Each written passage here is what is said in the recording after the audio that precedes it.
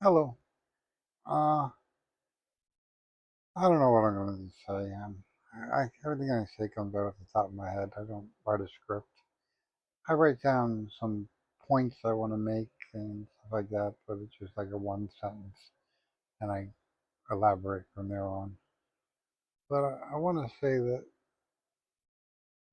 working, uh, a lot of people are not working now, and they don't work a traditional job. Maybe they do DoorDash or they do Grubhub and stuff like that, or Amazon, or delivery and Uber or something like that. And I'm not saying those aren't real jobs, but they're freelance. You really don't have a boss uh, and stuff like that. You pick your hours. You work when you want to work, and that's not a traditional job.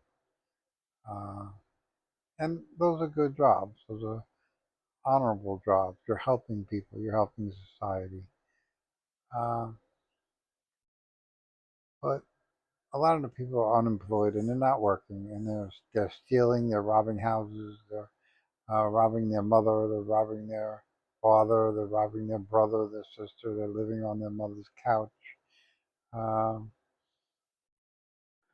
they're not taking care of themselves. They're just getting by. They grub gas money. They don't pay their insurance bill. They drive their car without insurance. They deal drugs to make ends meet, and that's all demonic, and it's not a healthy way of making money.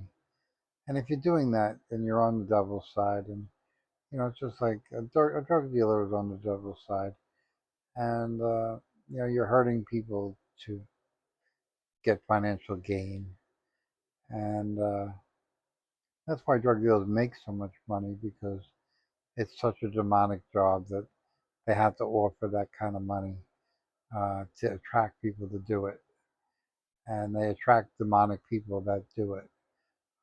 Good people don't deal drugs, and that's why people, when they say, "Oh, he's a drug dealer," nobody really cares what they do to him after that. It's like, "Oh, they gave him 10 years for dealing drugs." Nobody cares, and it's not like they gather any sympathy. Oh, he lost his job or he quit his job, so he had to deal drugs. Nobody hears that sympathy, and nobody gives them sympathy for that. Uh, especially with this fentanyl thing.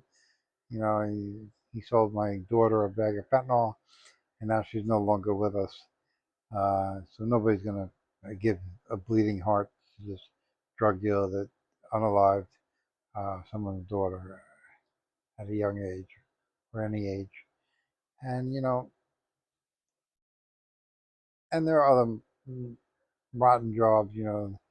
They steal catalytic converters. They steal tires. They steal merchandise from stores. They steal merchandise. Uh, you know, the Swatch thing. I don't know if you're watching this from 2008. Well, it's 8 years from now. You won't know probably what I'm talking about, but Swatch Watch came out with a pocket watch, and I don't know all the logistics about the watch, but it was a very hot item on its release, and they had riots. They had bring out police that had shut down the mall because people were trying to get their hands on this watch. Now they didn't want to put it in their pocket as a pocket watch. They wanted to resell it on eBay or one of those types of sites. They wanted the resale value because they knew it was such a hot item. It was like a new PlayStation. Everybody wants the new PlayStation and they're willing to pay a lot of money to get it. And 6 months down the road, you can get it at the regular price. But if you want it today, you're gonna have to pay the extra price. And that's the same thing with the Swatch. And if you're doing that, if you're part of the riot at the mall, you're demonic because it's not that the watch is demonic or selling the watch is demonic. It's what you're willing to do for money. It's what you're willing to hurt your fellow man to get a watch, to make a few bucks, and just to make sure he doesn't get it before and that's demonic. That's not good. That's the devil's work. And Swatch was responsible, I believe, in their release. They wanted this chaos. They wanted this draw to make people buy the watch when it later on down the road make it a popular watch. Now they could have done it mail order. They could have put it on their website or sold it online and had no store problems, no closing down the mall.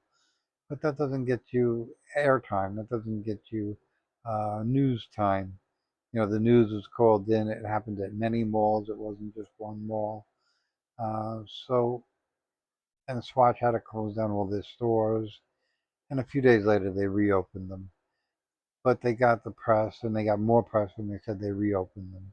So it was just an ongoing story. And Swatch was in the news.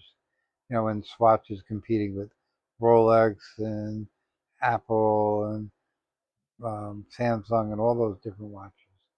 So this is free press for Swatch, and it's probably a crappy watch in the first place, but they got free press and nobody really inspected the watch or said what kind of watch is it, other than it's a pocket watch. And it's all a bunch of crap. It was just free press. And that's why they released it the way they did. And and they could have released it where nobody got hurt. Instead the police had to use mace. People got maced and stuff like that. So, it was just like unnecessary. It could have been avoided, but if you avoid it, you avoid the press. Nobody's going to report that something sold over the internet quickly because it happens every day, and that's not newsworthy. But a riot at the mall, that's newsworthy. So there you go. It's manipulation at the highest form.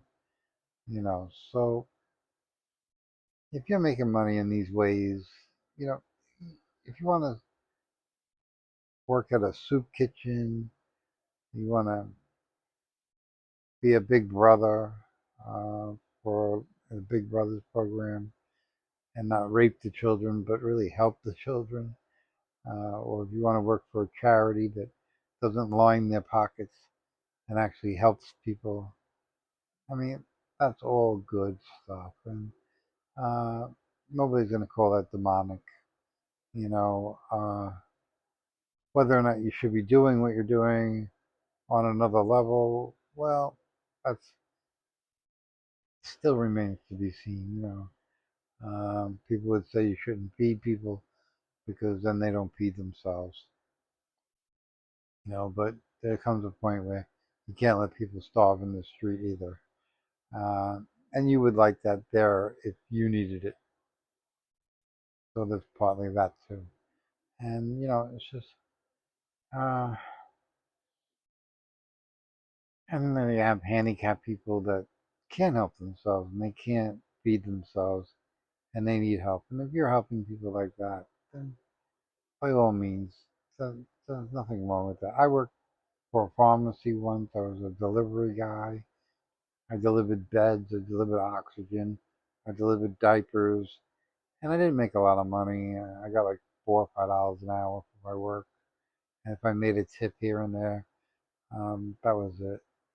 And I think it was cash money. It wasn't even on the books. And, that was a good job. That was helping people. Uh, and I saw a lot of different sides of people. I saw people that were uh, bedridden and dependent on oxygen and things like that. And it was a very eye-opening job and situation, and very heartbreaking because people died.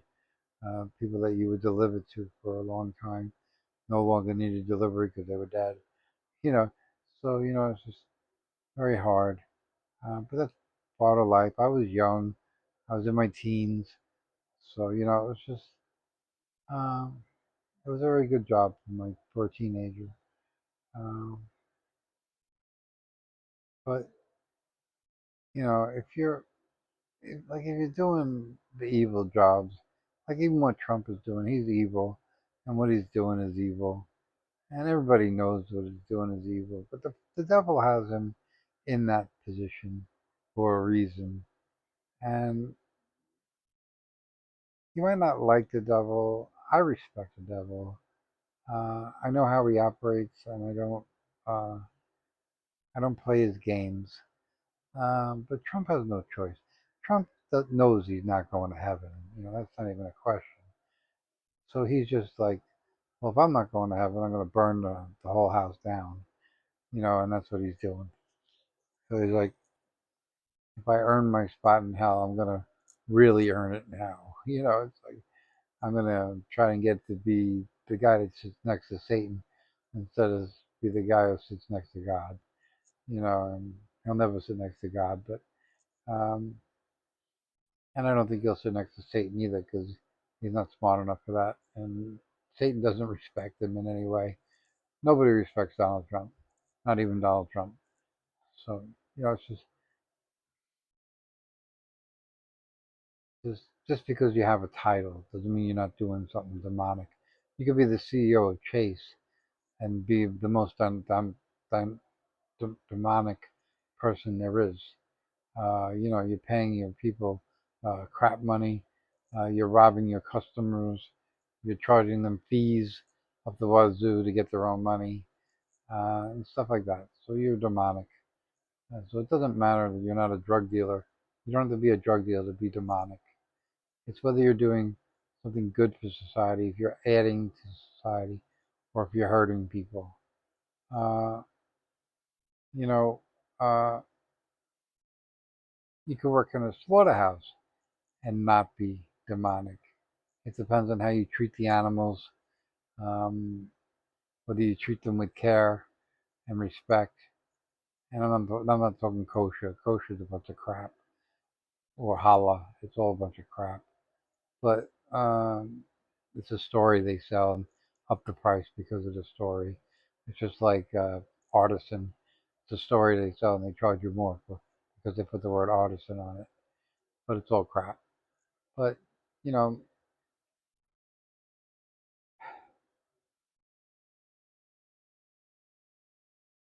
now I understand it's hard to work in a slaughterhouse and do it with kindness, um, but it can be done. And you know, the slaughterhouse is an ugly side of human existence. You know, we have to eat. Uh, I do believe we have to eat meat.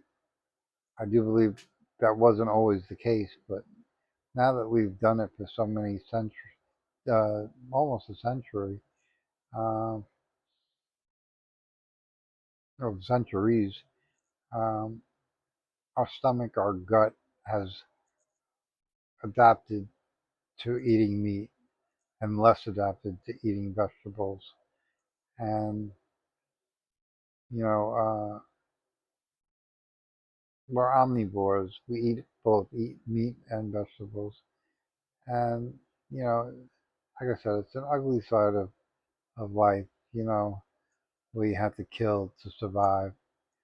And I love cows, and I eat meat. I eat beef. You know, and it's a real dichotomy between wanting to not kill the cow not and wanting to eat a hamburger. You know, so it's like it's a real disconnect. And you know, it's like I always say, everybody wants the sausage, but they don't want to know how it's made. And I think it's very difficult to kill anything and feel good about it. You know, but people do, and they're demonic. You know, the people that kill animals and say they're doing it because they're justified and they feel right, and the animal has no rights and no soul. They're just wrong, you know, and that's just the wrong attitude. And you know, it's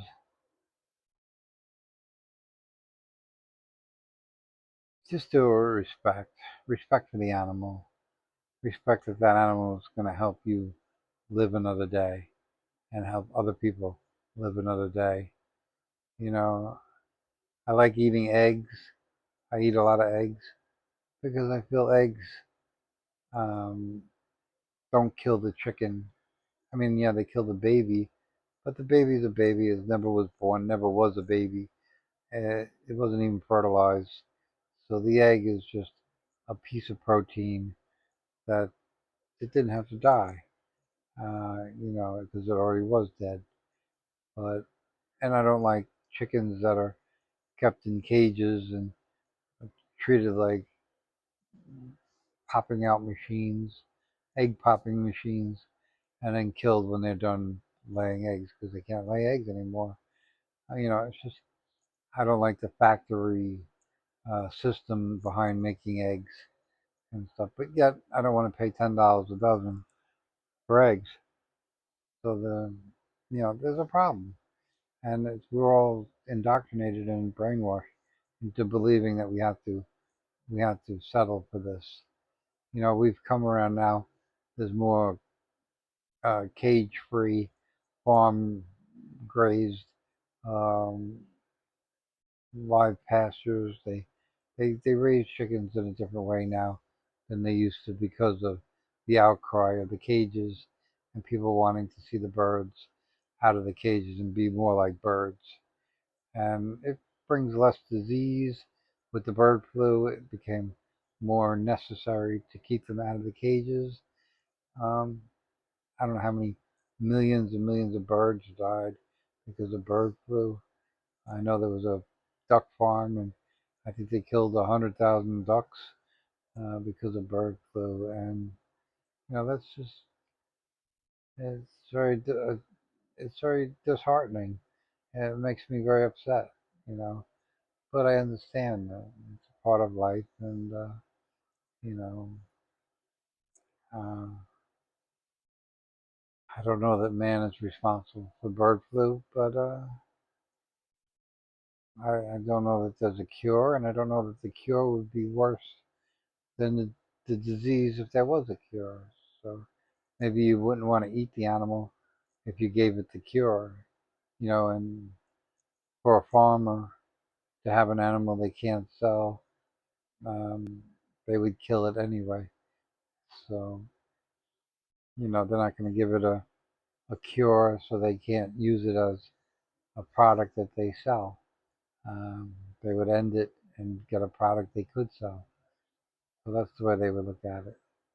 Um, well, they would sell it and not tell you can't eat it until after you ate it. There's also that side. So again, you can't trust the farmers, and you just can't trust people in general.